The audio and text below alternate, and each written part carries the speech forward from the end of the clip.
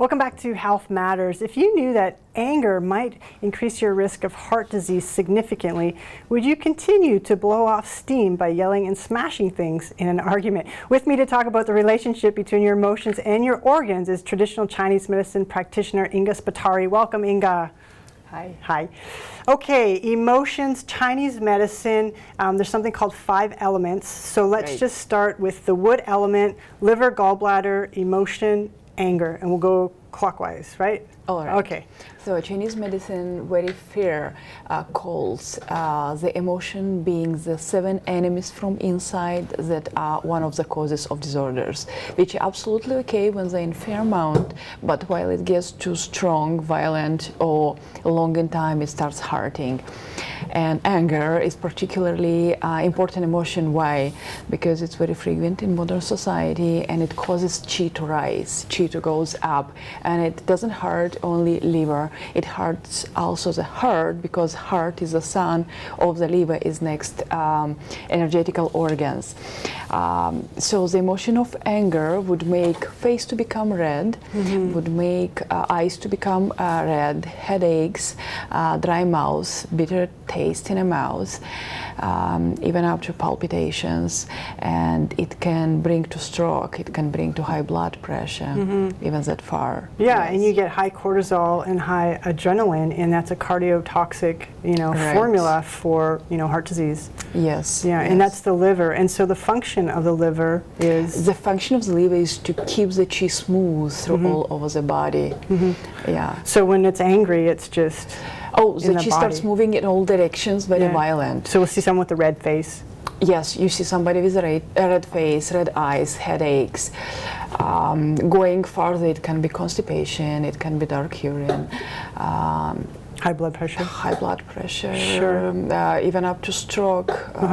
It So depends how far it goes. that's the negative end of the liver, and the positive end, the emotion would be, it's kindness, I believe. It's about being kind to yourself.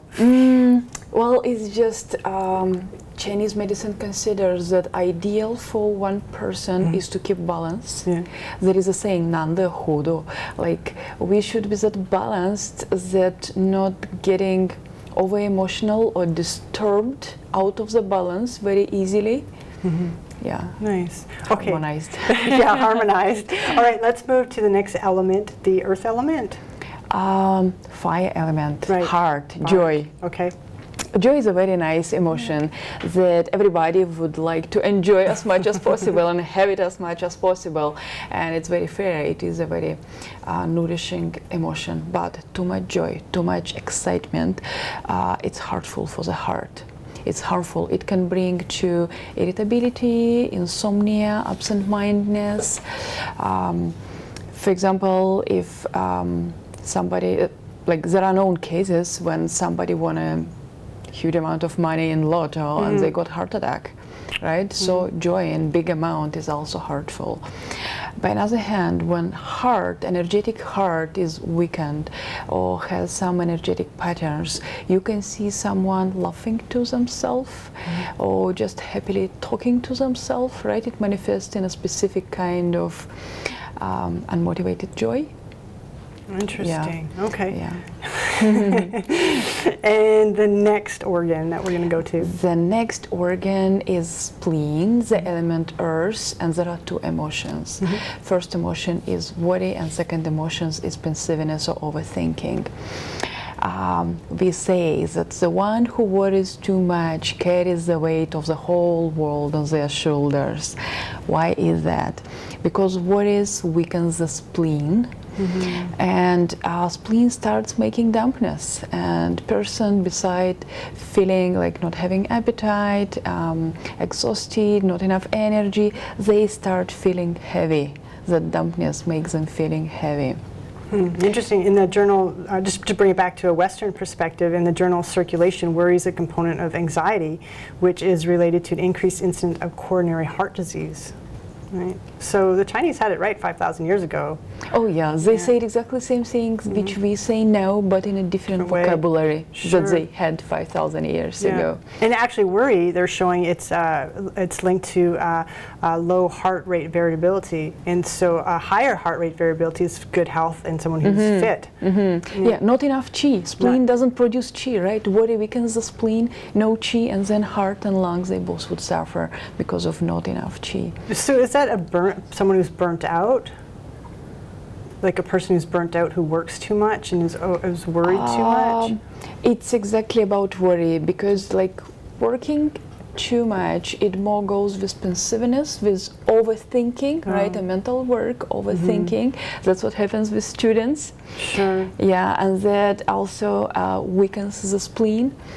And here, to give a little bit more of explanation, I would like to go into the Chinese character, which is made out of two parts. The upper part is created from the character, which means filled, like lands, fields, and the lower part is character, which means heart.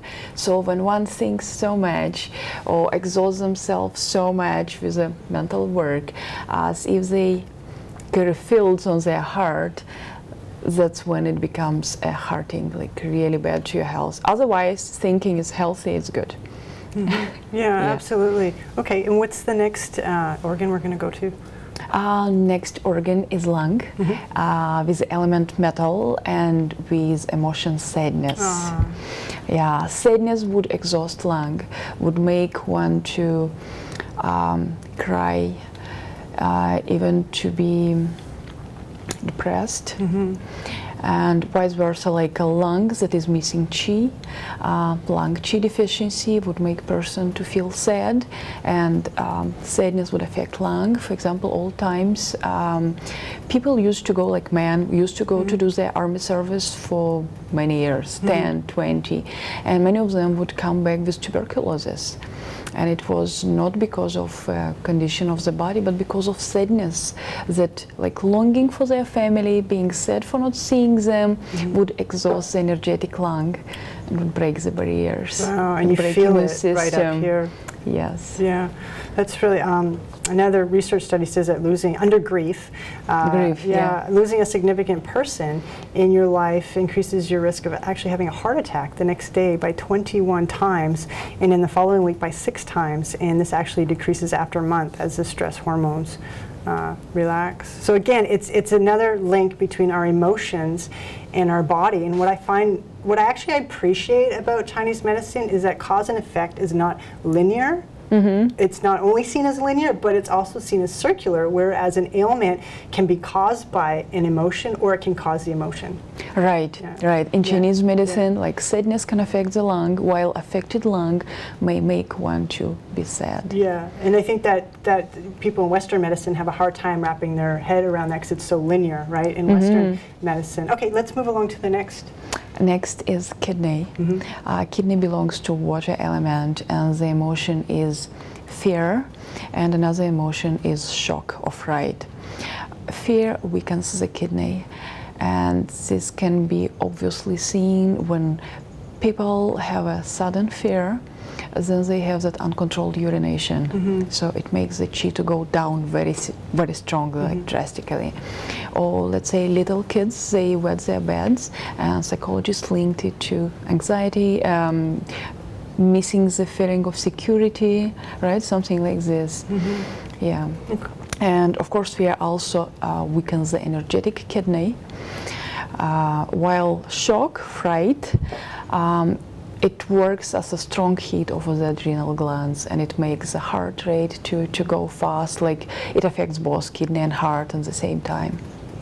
Okay, so let's recap those emotions, starting with anger. Anger, joy, worry, overthinking, sadness, fear, and fright. Yeah, and for joy, because joy is confusing, so it's more like excessive pleasure, I would It's say. excessive. Like you're on the go all the time, or even the partier type of personality, maybe. It's excessive.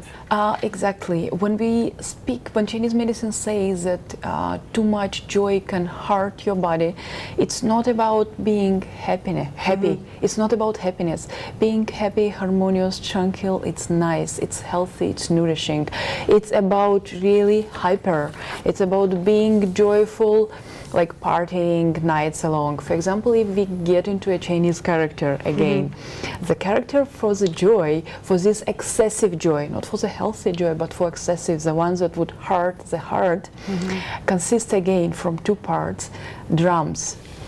Upper part is a small drum, which ancient time was usually used to signify small celebrations, and the low part is made out of drums, which used to be placed for big celebrations. So two drums together speaks about really big excitement.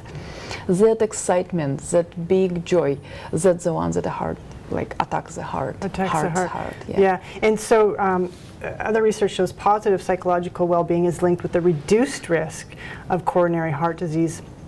And very optimistic people have a lower risk of dying from any cause compared to highly pessimistic people. That's the Archives of General Psychiatry. So good attitude is right, to maintain your health. Yes, having up here.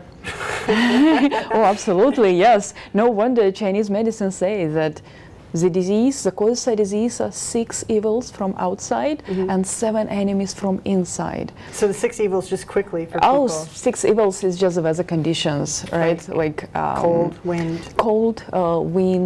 dampness, fire, summer heat, and dryness.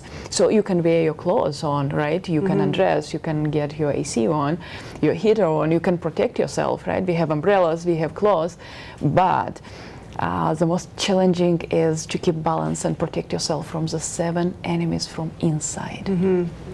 Absolutely. Inga, thank you very much for joining us today and educating us about the link between our emotions and our health, because these are important factors and oftentimes they're overlooked factors, and they're crucial to our well-being or our disease, however you want to look at it. Thank you very much for joining us.